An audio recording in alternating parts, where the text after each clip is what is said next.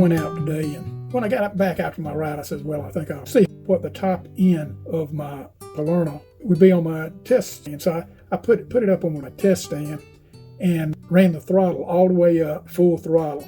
And I'll show you what the results were. Now, I know there's been a lot of discussion about how far the motor run or at what speed that the motor itself taps out after a certain amount of RPMs based on the voltage supplied to the motor.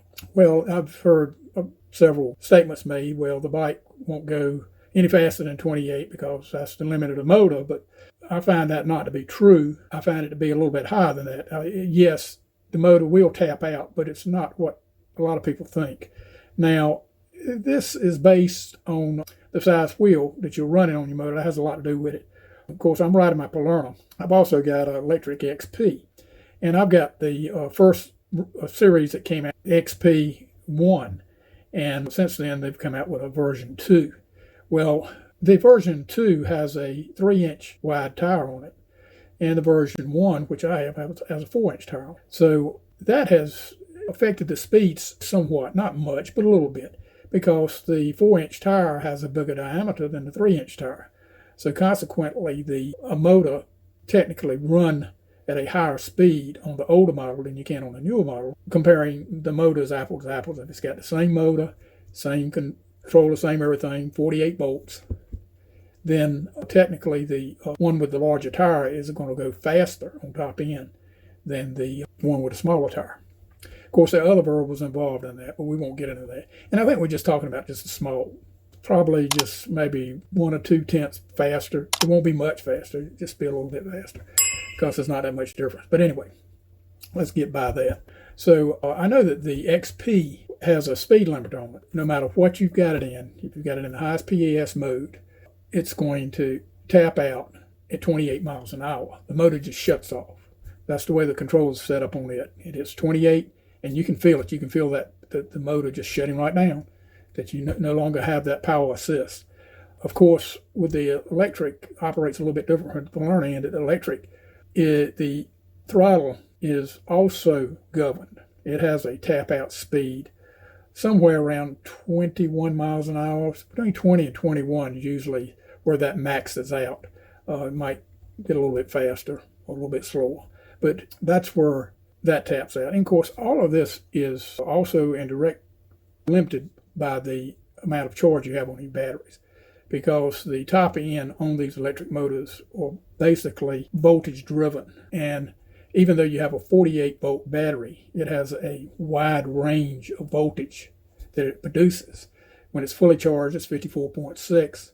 And then at the lower end, when it's fully discharged, which our controllers won't let our bikes take it that far down, but you can discharge, I think fully discharge somewhere around 39 volts. But we'll never see that normally on our bikes unless we run it down and let it sit for a few months, and then the battery will progressively lose its voltage, which usually by that time, if that has happened, you're probably lucky to ever get the battery to be any good anymore after that. It usually ruins a lithium battery to let them run completely down and sit for a while with no charge in them at all. So what does that mean? That means that the top end on your bike is going to be variable depending on the amount of charge you have. If you've got it fully charged at 54.6 volts, it's going to run probably, I'd guess maybe a good 3 miles per hour faster than if you've got it down, it's let's say 43 volts. If it gets down to 44, 43 volts, it's going to lose a lot of that top end. It's going to lose a lot of acceleration.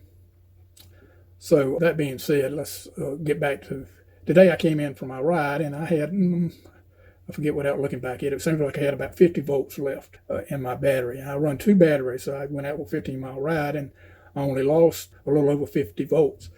But that's a good point to check high end. You know, anywhere is really, if you just realize that it is going to increase a little bit. So if my bike was fully charged, I could probably get a little more out of it because my voltage would go up some. But even at the 50 volts that I have, I was able to get it to indicate 32.5 miles per hour.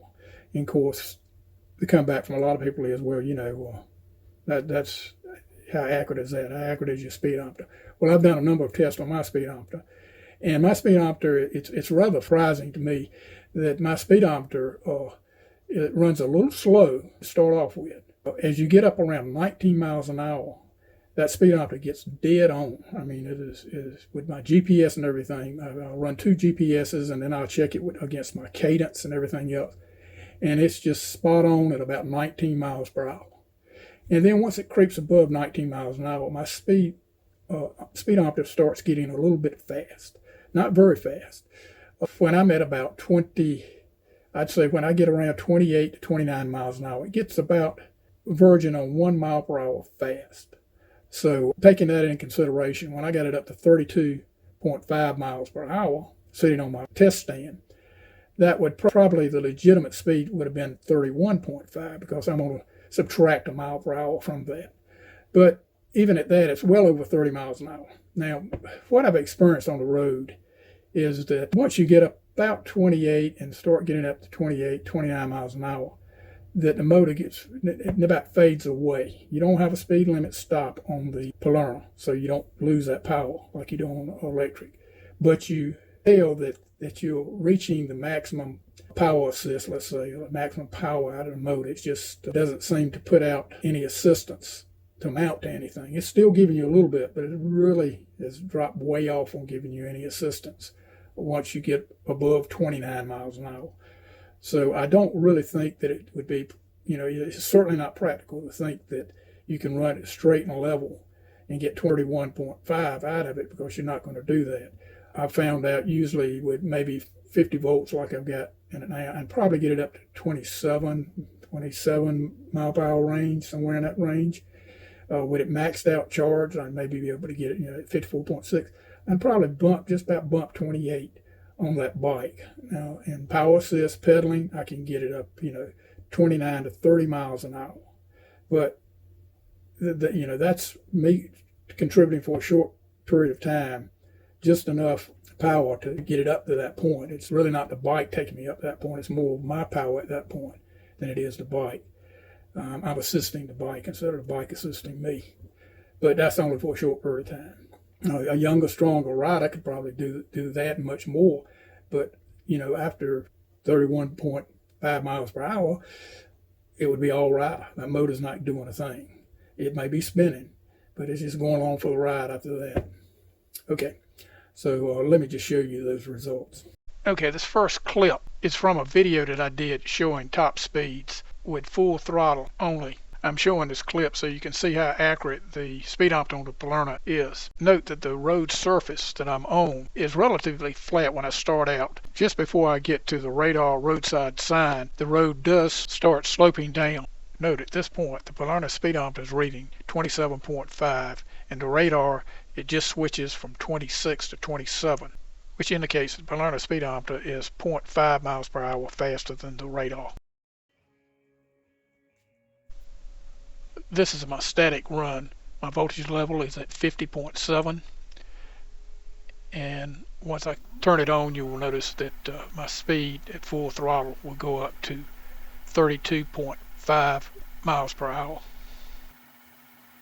Okay, that's going to conclude this video. I hope that y'all did get something out of the video. I hope it kind of answers a few questions that a lot of y'all have about, what is the maximum speed of Polarna or any bike in that range. I think most of your 500 to 750 so-called rated motors on a 20-inch folding bike, all of them are going to be very similar when you start talking about top-end speeds. Acceleration may vary greatly on these bikes because that has a lot to do with the controller and how the controller is set up. And it's not necessarily the power of the motor sometimes that dictates your acceleration. It's the controller that dictates. I know it is that way with the Polarna. It has a very unusual controller as far as how it handles acceleration when you're in your different PS modes. It's nothing like the electric, two different bikes. Electric is just, you put it in a PS mode, start pedaling, as soon as the power kicks in, it's gone. It goes as fast as that PS it will carry you. It goes full bore. The Polarna doesn't do that. It's got a gradual build up. The power kicks in, and then as the speed builds up, it gives a little more power, a little more power, a little more power. And so it's a very gradual process. It's very different. I ride the two bikes entirely different. I use the throttle continuously. When I say continuously, every time I stop and take off, I use the throttle along with my pedal assist, because once you use the throttle, and it'll get you up to speed, and then you can release the throttle and maintain that speed, because you got to the maximum point of that PS level. And also the Polarna full throttle reacts according to whatever PS mode you're in, where the electric does not do that. You can be in any PS mode and you hit full throttle and you'll go all the way to 20 miles an hour if you keep it there. Whether you're in PS1 or you're in PS5, it will carry you to the maximum full throttle speed. Okay, I hope you got something out of this today. I'll see you later. Thanks for watching.